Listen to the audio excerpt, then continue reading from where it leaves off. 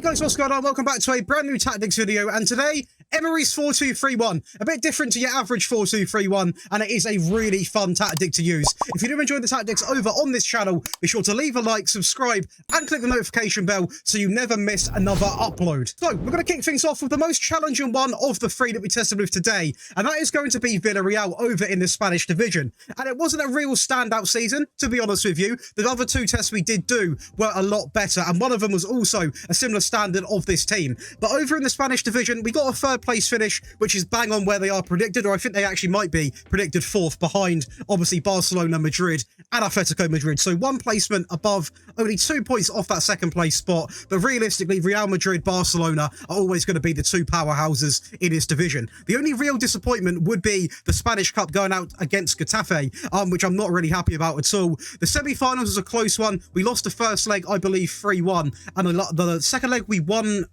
3-1, I believe, or something. We lost out on a goal. We lost out on a goal difference, which is, a goal difference is never nice to go out on, but it is what it is. It's not the end of the world. In terms of the goals scored, we actually did really impressed with 84 goals scored, actually beating the likes of Barcelona and Real Madrid. And I'm going to explain a little bit about how I personally feel this is a really good tactic for the attacking side of the game, purely because of the way it's laid out. And we are going to talk about that when we do break down the tactic. In terms of defending, 38 goals conceded, ranking us to fourth best. Pretty fair in this division. So obviously, Atletico, Barcelona, Real Madrid are going to have better defenses, better lineups, etc., etc. In terms of the team stats, we only actually come out and got the most goals, to be honest with you. In terms of possession, we're not that high up there. It's not really a possession-based style, as you're going to see from the way it's laid out. But in terms of the most goals, I'm really impressed. We didn't dominate it. It's only 4 goals more than Real Madrid. But considering the players Real Madrid have and the players Barcelona has, it's really good to see us come out and grab more goals. In terms of the actual data hub, sorry, not team stats, we're going to be looking at 2.21 goals per game, which in this league is very good. It's quite a defensive league, in my opinion. Conceded per game, bang on 1, and a pass completion of 85.16%. Going over to what is going to be some of the squad stats, I'm really very impressed with, is going to be Moreno, obviously a very good striker in this game, drops 35 goals in this season, a really good season from him, 21 from Lo Celso, obviously the loanee, and we've got Nino with 14, 12 for Jackson, Jeremy Pino coming in with 11, 9, 9, 7, so again, a lot of people getting involved with the goals, and that is the key factor. In terms of the assists, we've got 15, 15, 13, 13, 12, 10, 7, 7, 7, so again, we're seeing several players picking up really good amounts of assists in this team when we're not even one of the favourites, and there's still, we're looking at over 1, 2, 3, 4, 5, 6 players picking up over 10 assists, or one of them's actually out on loan. So 5 players with over 10 assists, 2 of them with 15 or more, 2 of them with 13 or more. So it's a really good set of stats from this pretty decent Villarreal season. And we then go over to Aston Villa, the one that really did surprise me and impress me. And this was when I knew this tactic was the real deal, because we managed to finish in second place with Aston Villa, who I think are predicted to finish 13th.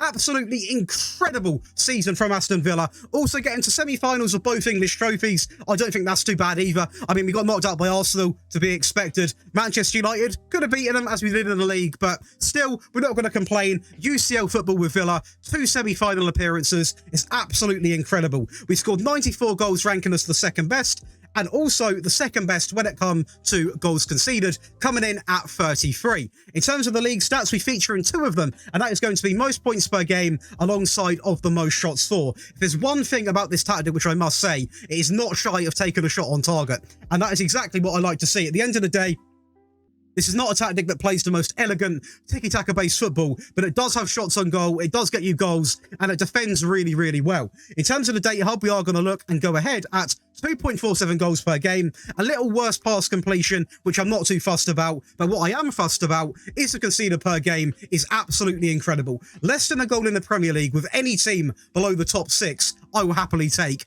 But with Villa, under the top 10, predicted 13th, absolutely incredible. We do love to see that. 0.87, lots of shots per game as well, and a really good amount of goals physically per game, which is all you can really ask for. Going over to the squad screen, we are going to look at the star man, which is going to be Ollie Watkins. Absolutely broken on Football Manager. I do love playing him. I always sign him if I'm not, unless I'm like a powerhouse side, I always sign him and get him involved because he is just a really good player. 57 from him. We have Buendia coming in with 16, 15 for Coutinho, McGinn coming in with 9, 7 coming in for Ramsey, Kamara with 5, 4 for Carlos, Bailey with 4, and 3 for Traore. Now, one thing which I am going to say is slightly different about this tactic compared to the rest, the tactic is designed to literally feed your striker, so make sure you've got a goal scorer because the majority of the goals are going to be purely coming from him. Obviously, other players do get involved, but there is quite a big drop-off, 57, 16, 15, you know, so it is made, obviously, like in real life, they get the goals to Ollie Watkins. He's had a really good season, and that's exactly what replicated inside of this game. Obviously, Football Manager's not that realistic. You're not going to be having any of these players doing this in real life, but it is a video game. We have got to remember that. I think a lot of people do get confused about that sometimes. Anyway, going over to the assists, 29 for Coutinho, Buendia with 11, 11 for Ramsey, Moreno coming in with 10, 7 for Douglas Luiz, Kamara with 6, 5 for McGinn, and also 5 for Ollie Watkins. And let me know in the comments right now, can you see Starman Ollie Watkins getting picked up by any other team? Maybe a Tottenham? You never know. I'm just saying, can you ever imagine Ollie Watkins getting that move, which he might one day want? But to be fair, Villa are flying at the moment, so why would you? But I'm always interested to get some transfer advice. But anyway, that is going to be the Aston Villa season broken down. This always resets, which is very annoying. Anyone in the comments, why does that keep resetting? Because I genuinely have no idea. But anyway, we are definitely going to take that, considering I forgot to mention, by the way, sorry to drag it on, we actually lost this on bloody goal difference. We lost the league on goal difference behind Liverpool. That's made it even better. And we're going to go ahead and show you some highlights from the Villa save because it was my favourite one I played in. And I remember playing this game. I wanted to play some of the cup games myself because at the end of the day, this was a big one as well against Tottenham Hotspur. And we absolutely thumped them as Buendia picks it up in the midfield after some good pressing into Jacob Ramsey, who absolutely I mean, the sweat was on there, let's be realistic, but he goes alone, tucks it in the right-hand corner. I love the confidence. Ollie Watkins a little bit deeper here into Jacob Ramsey again, who is not shy of confidence, this fella, as he burns the entire back line, and he goes himself, I remember it, into the top right corner, and this man was on absolute fire against Tottenham Hotspur. A bit of a disaster from the Tottenham backline. Where have we seen that before? As again we win from the press as Coutinho picks it up, goes alone and actually chips Fraser Forster, who he's not having a great start to the game. I mean, 30 minutes in, 2 conceded, a mistake and another conceded. Now a set piece from Coutinho, backstick into Diego Carlos into the corner, and again it's just too easy. It's too easy for this Villa team against a poor Tottenham Hotspur as Coutinho wins it back here in the middle into Ollie Watkins. One thing on his mind, where's my goal? There's your goal, Ollie. What a game. And since he did manage him in real life, let's see what PSG done. And what PSG done is what PSG do. We won the Champions League, the French League, the Trophy de Champion. We love that little pronunciation. Semi-finals of the French Cup. A little bit disappointing, but we're going to take the treble, especially because it does include the Champions League. 144 goals scored, only 19 conceded. In terms of the league table, it's an absolute dominance. 73 points was the closest target, or the closest rival, and we got 107, so absolutely dominant. In terms of the team stats, most points per game at 2.82, most goals at 144, over 1,000 shots, fewer shots against at 259, most possession at 61%. I will say this, if you are playing as a powerhouse or a big team, you can get the possession factor in, but with your average teams, you're not going to get that high, as we have seen. Most clean sheets at 23 and fewest conceded at 19. Going over to the data hub, we are going to be looking at 3.79 goals per game, conceded at 0.5, and a pass completion at 86.68, and 26.66 shots per game. Nearly 27 shots a game, 3.79, basically 3.8 goals per game going in. It is nothing simply short of incredible from this PSG side. Going over to the squad, we are going to be looking at several goals. 77 from Starman Mbappe, 36 for Neymar, 35 for Messi, Soler coming in with 20, 7 for Vitinha, Fabian with 6, 5 for Ramos. The assists, we've got 43 from Messi, absolute icon, 33 for Neymar, 14 for Mbappe, Mendes with 11, 11 for Marquinhos, 8 for Vitinha, Hakimi with 7, 6 for Bernat, Verratti with 6, 5 for Fabian, Sanchez with 4. It's endless. It's really, really incredible stats. And this just shows you how good this tactic is and what you can max out at. And when I say max out at, it means if you are playing as a top team, this is what you can expect to see. You've seen what we can do with sort of average teams. This is what you can see from the other end of the scale. It is absolutely outrageous. I do want to quickly say though, guys, before we do break down this tactic, if you're enjoying today's video, please do leave a like, subscribe to the channel, and turn on notifications. And if you have got any suggestions, please do comment below. Even if you have said it before, comment it again, because I might have forgotten. There's over like 70 requests. I am doing my best, I promise you, but please do comment below. But let's get into this tactic breakdown and explain how this fantastic Emery tactic works. So, this is going to be called the Emery Masterclass, as you can imagine. It is based around a 4-2-3-1, and I will quickly say, you can download all 3 variants if you're a Patreon member. You also get early access to the tactics. You also get priority in tactic requests, one-on-one help with your tactic tweaks. I make custom tactics for you, and also there are going to be exclusive giveaways. Now, I want to quickly take 1 second to thank all of the names floating down the screen right now, because they are going to be new or existing members of the Patreon. You mean the absolute world to me. It helps out massively, and seriously, much love for that. You can find out and join in the link below. But if you're not a Patreon member, don't worry, because we are going to go over both of them, and you can simply copy click for click. But let's kick things off then with the default version. It's going to be set to a positive mentality. In possession, you want fairly wide pass into space, slightly shorter passing directness with a slightly higher tempo with low crosses, and everything else is nice and blank. Now, when we do go over the defensive and attacking variants, this does change a fair bit, so there is quite a bit of a tweaked version from when you're defending a game out to when you're attacking, so I would recommend sticking through the entire video. In terms of the transition, they're going to have nothing on the counter press or the regroup. When we have won the ball back, though, when we have won the possession back, you want to hit them on the counter. You can see just roughly off this pass map here, or team sheet, should I say, what players are really going to go forward. And it is going to be them front three alongside of the striker. The fullbacks are going to blitz up either side, and it is incredibly hard for a team to defend and also take long goal kicks, and that is going to be that. Out of possession, we've got a standard line, a high press line of engagement, more often on a trigger press with prevent short goalkeeper distribution. Obviously, it works really well with that press and play we have up the top. We then also have drop off more on the defensive line and also stop crosses when it comes to cross engagement. Going over what is going to be the player roles, we're going to have a sweeper keeper on defend, on tackle harder. We're going to have a fullback on the right on automatic, on hold position, and also stay wider, a central defender on take fewer risks and mark tighter on defend, a ball playing defender on defend on dribble less, a fullback on attack on the left hand side, on attack on stay wider.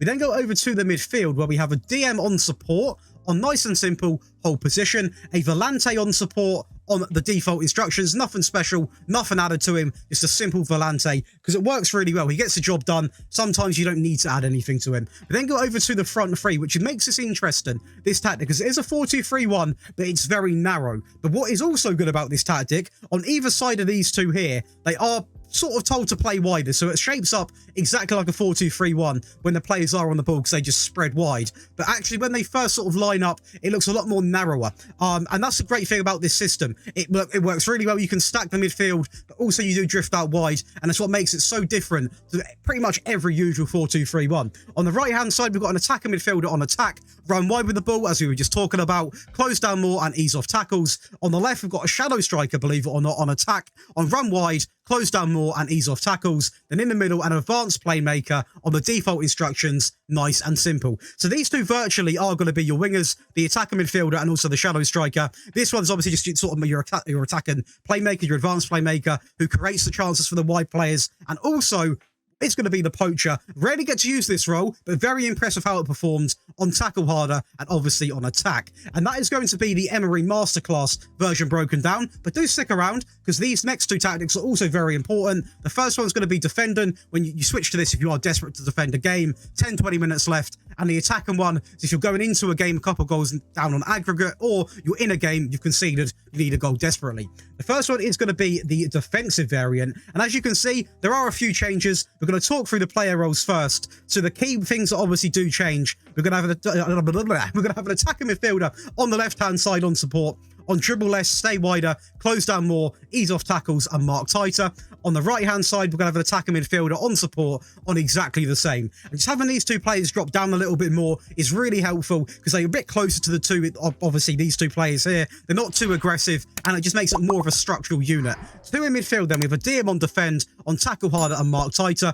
On the left-hand side, a deep line playmaker on support, on dribble less, tackle harder, and also mark tighter.